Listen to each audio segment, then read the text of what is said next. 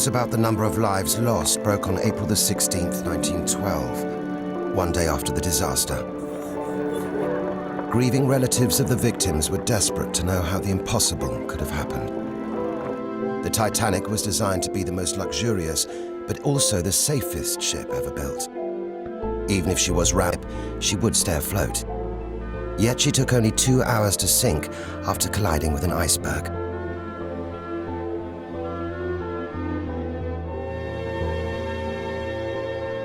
Two weeks later, a public inquiry was set up to find out if the disaster could have been avoided and if anyone was responsible for the loss of 1,523 lives.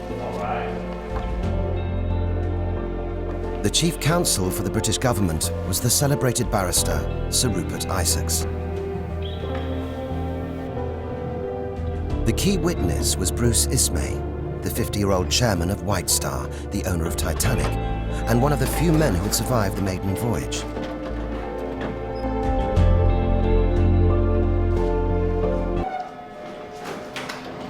Also called were wireless operator Harold Bride and second officer Charles Lightoller, the most senior officer to survive. As most of the crew had died in the disaster, these three men's testimony would be vital in deciding whether the ship's crew or the ship's owners had been negligent. Oh, Mr. Ismay.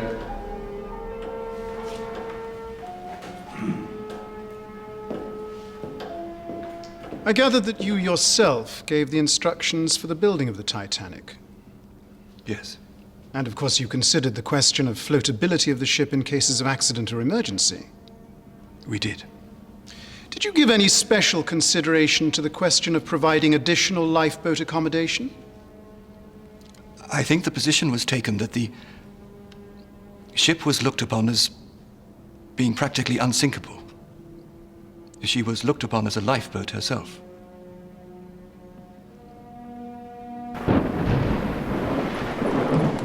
Two years before the scheduled launch day, met with his chief designer, Alexander Carlyle. It was a meeting that would start the chain of events that would lead to disaster. Their first decision would compromise the structural integrity of the ship.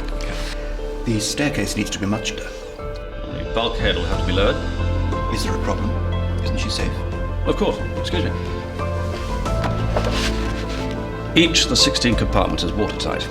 In the event of a leak, each compartment is sealed up by an electric-powered door operated from the bridge. Even if 4 compartments flood, she'll stay afloat. Good. Let's lower the bulkheads then. I want a great, sweeping, luxurious staircase.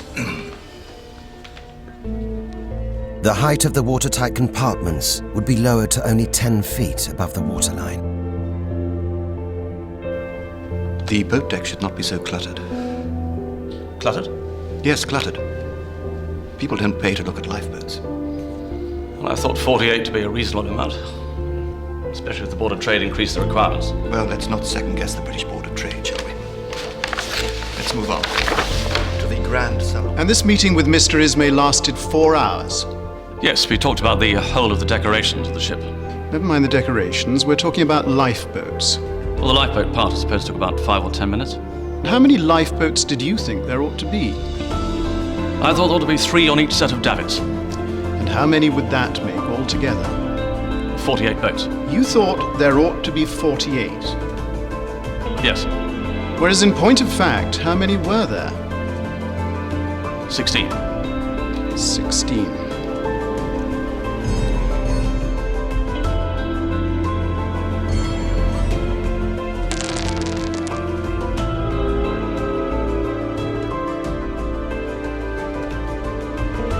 While Carlyle was changing his designs for the Titanic, 2,000 miles away on the West Greenland coast, a glacier made of 10,000-year-old snow reached the ocean. A mass of ice then broke free from the glacier, giving birth to an iceberg.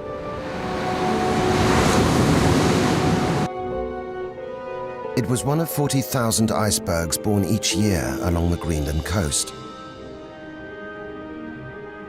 1 month later, the newly created iceberg could stay years and take it around Baffin Bay and onto Newfoundland.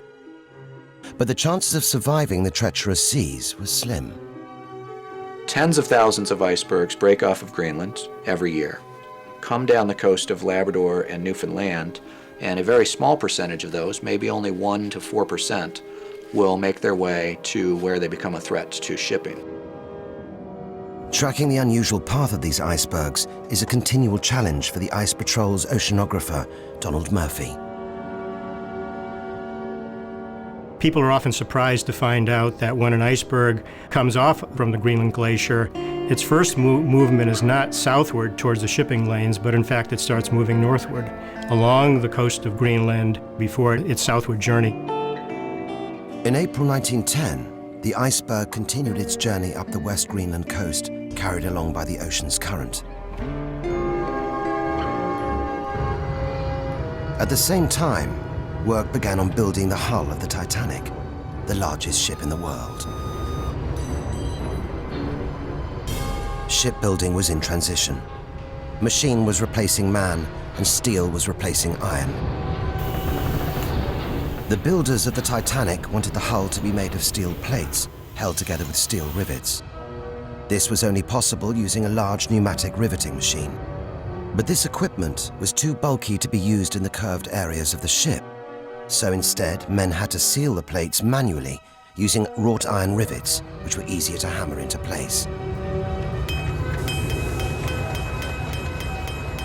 It was a widespread practice, and for nearly a century, nobody suspected it had anything to do with the sinking of the ship. But this all changed in 1996, after an expedition to the wreck of the Titanic, when they discovered for the first time that iron rivets had been used to make part of the hull. Jennifer Hooper McCarty was part of a team at Johns Hopkins University in Baltimore that began a forensic investigation of the rivets. The first step in the forensic investigation was to find out what those rivets were made of and how that material would act under different mechanical tests. To explore the effects of using wrought iron rather than steel, a section of the Titanic's hull was reproduced, using steel plates held together by iron rivets. We compared a wrought iron rivet to a steel rivet and found that with just very little movement of the steel plate, 5 millimeters, you would reach a point in the wrought iron rivet when it would begin to fail. So here we have a ship that's unsinkable, that's state of the art for 1912, that's built with 1.5-inch thick steel plates and wrought iron rivets. In 1910, even though they knew that steel was stronger than iron, the builders of the Titanic thought that the iron in the bow section would be strong enough, but it would prove to be a fatal flaw.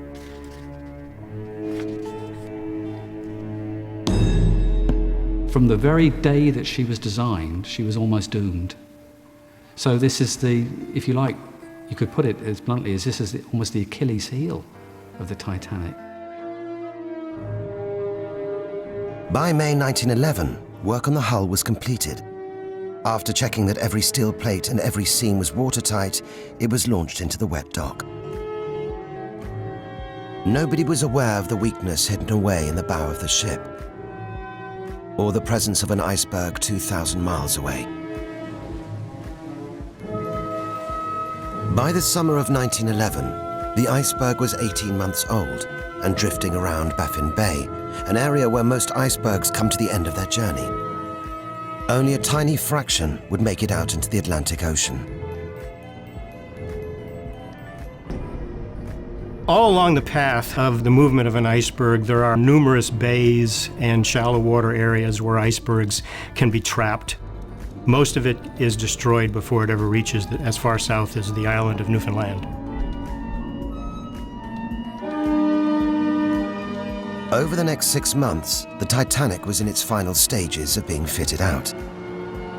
An army of carpenters and craftsmen were at work creating the interior splendor of the ship.